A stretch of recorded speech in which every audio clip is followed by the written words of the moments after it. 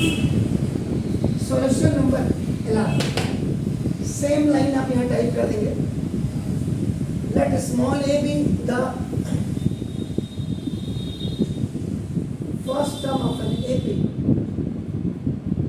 and small d is its common difference. In every question you have to write it. So now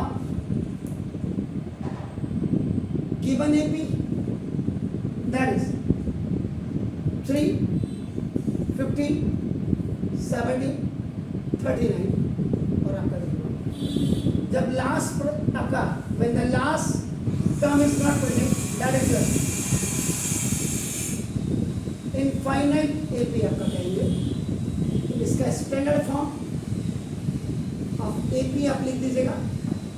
first term, second term, third term, fourth term और इसको आपका.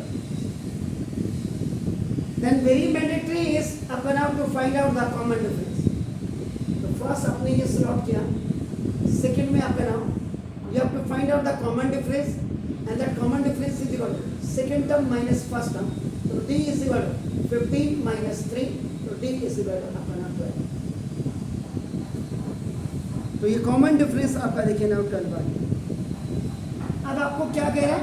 विच term of an AP, AP का कौन सा term होगा जो it is 132 more than its आपका नाम ये इसका है.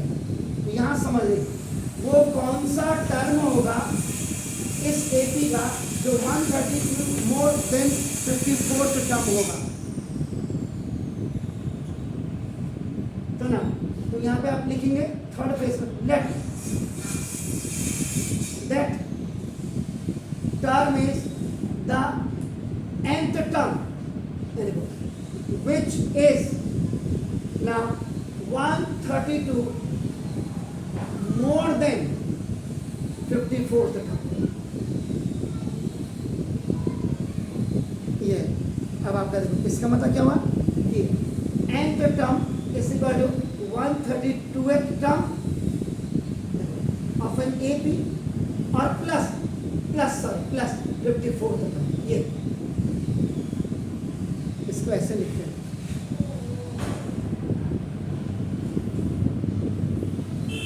कौन सा टर्म होगा ये कौन सा टर्म होगा जो 132 मोर देन है पर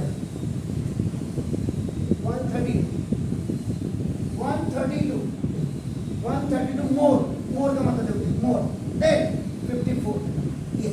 ये है इसका nth टर्म का मतलब an ऐसे करो 132 और प्लस ये A54.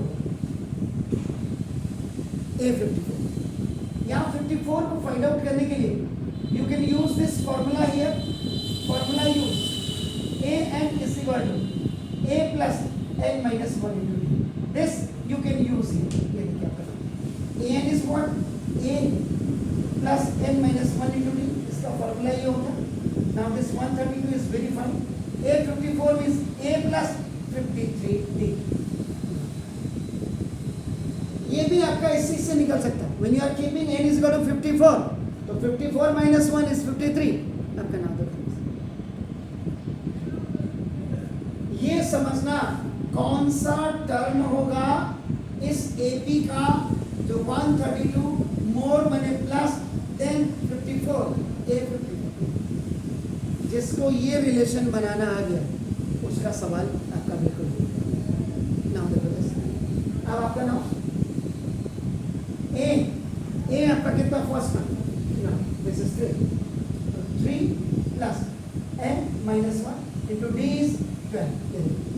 Now equal to 132 plus a is 3 or plus 53 or n2. Only you are keeping the value. आप सिर्फ वैल्यू रखेंगे तो ना आपका देखो ये 3 प्लस 12 प्लस प्लस का प्लस ये मोनोमियल एंड निगेटिव आई और प्लस माइनस का minus equal to 132 L plus 3 और प्लस 12 3 जा 36 3 12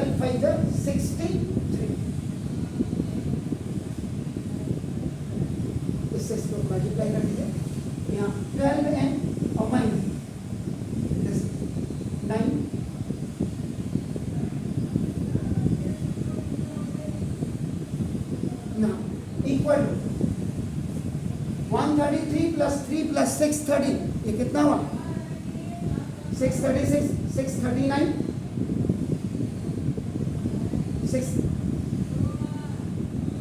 636 है ना, प्लस 3 132, 132 प्लस 639, 9 तो 11, 7, 7,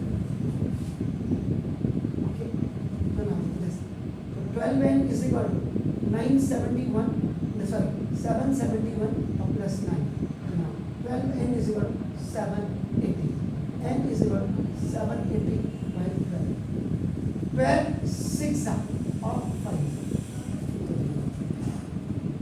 इसका मतलब nth टर्म का मतलब ये आपका 65th टर्म है, nth टर्म का, तो now hence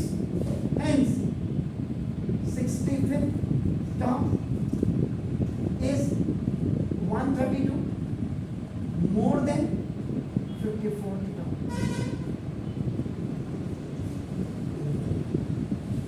यहाँ पे which term की जगह में 65 अब इसमें भी आप एक्स्ट्रा में आपके पास फर्स्ट टर्म आपके पास है, कॉमन डिफरेंस आपने निकाल दिया। आप सबसे पहले बात है an निकाल देना, an में आपका n is equal to n ही रखना, फिर an माइनस 1 निकाल देना, यहाँ पे n is equal to n minus 1 हो जाएगा, तो आपका कॉमन डिफरेंस आपका निकल जाएगा an माइनस 1 एक्स्ट्रा आप जब करेंगे Sn में आपका कई चीज़ें निकल सकते हैं, आपने देखो इसमें S 65 आप निकाल सकते हैं, देखो S 54 आप निकाल सकते हैं, देखो आपका, उसके बाद Sn आप निकाल देना, Sn आपका हमेशा n स्क्वायर में आता है, ये मैंने आपको पहले बोला था, n is equal to n ही रखना, इधर आप इनफाइनाइट AP का यूज़ कर रहे हैं या आपका नाम फाइनाइट AP का, उसके बाद Sn माइनस 1 आप निकाल देना, और जब ये निकाल देंगे an is equal to Sn minus Sn minus, extra हमेशा घर में जा करके करो, ये आपको एक्स्ट्रा ऑर्डिनरी बनाएगा, हमेशा याद करें।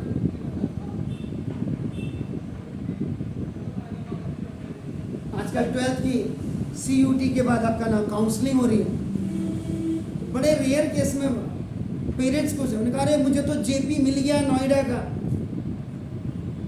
प्राइवेट स्कूल्स प्राइवेट कॉलेजेस में पढ़ाई बड़े रेयर केसेस में होती है, वहाँ ये फंक्शन वो फंक्शन वो फंक्शन वो फंक्शन, दुनिया भर के सो मेनी फंक्शन आती है। जब बच्चे के पास ऑप्शन ही नहीं है गवर्नमेंट कॉलेजेस को निकालने का, only they have the option that कि दे हैव टू आपका गो टू द प्राइवेट आपका, और प्राइवेट वाले कितनी फीस ले रहे हैं ये सभी को पता है। तो प्लीज एक्स्ट्रा करिए, एक्स्ट्रा ऑर्डिनरी करिए।